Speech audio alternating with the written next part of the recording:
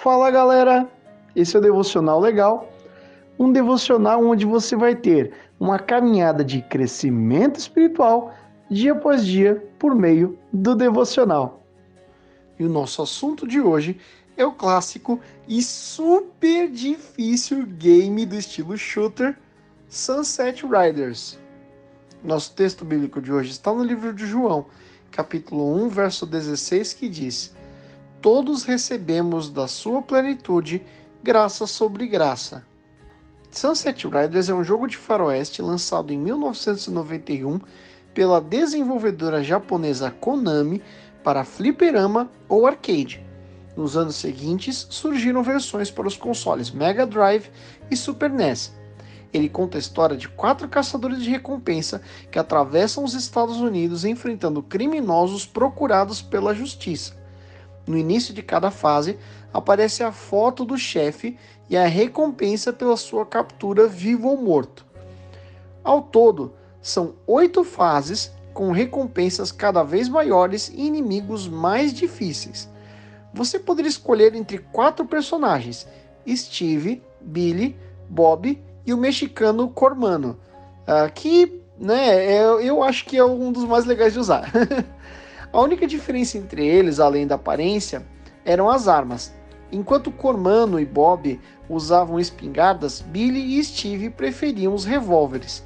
A partir dessa escolha, as estratégias dos jogadores eram preparadas.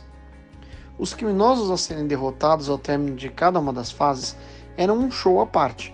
Entre eles havia banqueiros corruptos, pistoleiros rápidos no gatilho, atiradores montados em cavalos blindados, gêmeos arruaceiros em um salão, um mexicano inimigo do Cormano, um indígena, um guerrilheiro latino e um rico inglês entrincheirado em seu palácio. Além de ter um visual muito legal e boa jogabilidade, a máquina do fliperama do Sunset Riders tinha um atrativo a mais, pois a gente podia jogar em até 4 pessoas simultaneamente. Com praticamente tudo que foi produzido na década de 90 do século passado, o jogo era extremamente difícil e com poucas chances de vitória sem treino. Os finais de fase eram simplesmente repletos de atiradores e assim, às vezes você se perdia no meio de tantos inimigos que apareciam ali, simultâneos, né, claro.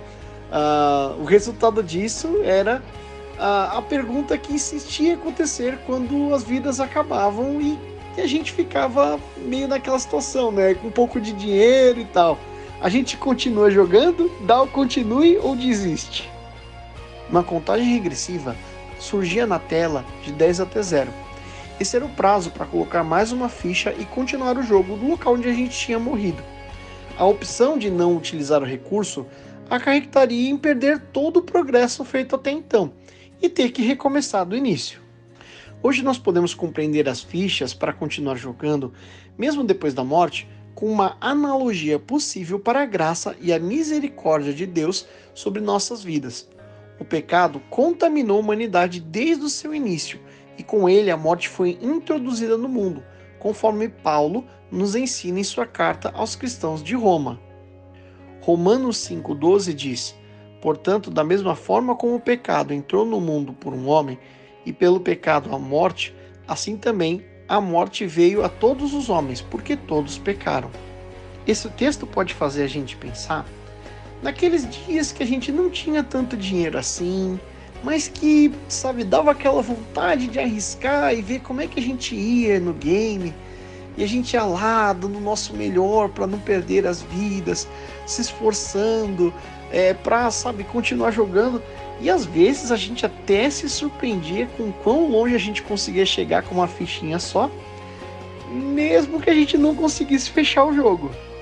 Jogar com uma ficha no fliperama é semelhante a tentar alcançar a salvação pelas nossas obras.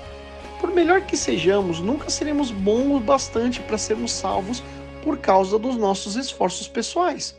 Nesse sentido, se a gente não tivesse a capacidade de resolver o problema do pecado, que no caso do jogo é representado pela falta de fichas, né? Então a gente precisaria de algo externo para poder dar continuidade.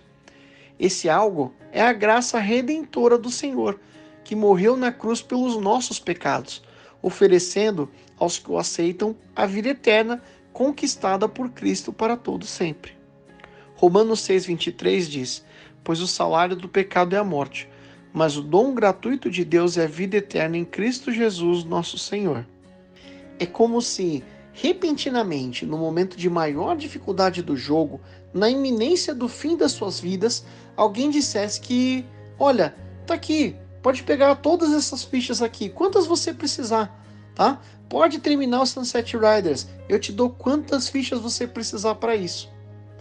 Ao fim da sua jornada, você descobre que todas as fichas que você jogou para zerar o jogo foram pagas por alguém. Dessa forma, não importa se você foi muito bem e usou poucas fichas extras, ou se você foi mal e acabou usando muitas fichas, pois o preço já foi pago nos dois casos. De igual maneira, pela graça, Deus não nos enxerga como merecemos, como pecadores destinados à destruição eterna. Somos vistos a partir do preço pago por seu Filho, que quitou, de uma vez por todas, a dívida da humanidade para com o pecado e, por consequência, com a morte. Tito 2,11 diz: porque a graça de Deus se manifestou salvadora a todos os homens. Essa certeza de que a graça nos protege da destruição não é um convite para uma vida desgarrada. Muito pelo contrário, Romanos 6:1 e 2 dizem: que diremos então? Continuaremos pecando para que a graça aumente? De maneira nenhuma. Nós, os que morremos para o pecado, como podemos continuar nele? Um benefício que não merecíamos e que nunca poderíamos pagar deve nos levar a buscar um padrão de vida espiritual mais elevado, e não o contrário.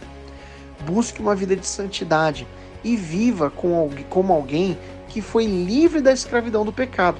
Esse é o estilo de vida de quem teve um encontro genuíno com Cristo, onde Cristo deu quantas fichas for preciso, mas você usa somente as realmente necessárias. Eu espero que você tenha gostado desse devocional de hoje. A gente fica por aqui. Um grande abraço e fica com Deus.